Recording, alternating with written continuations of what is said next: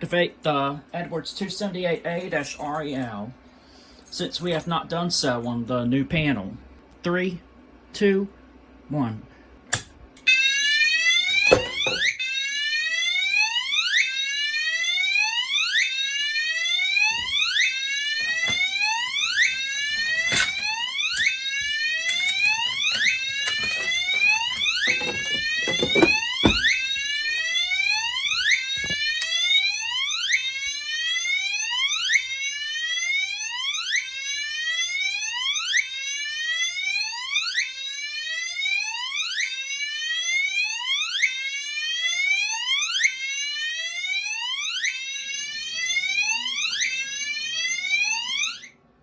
Now we're just gonna hit system reset.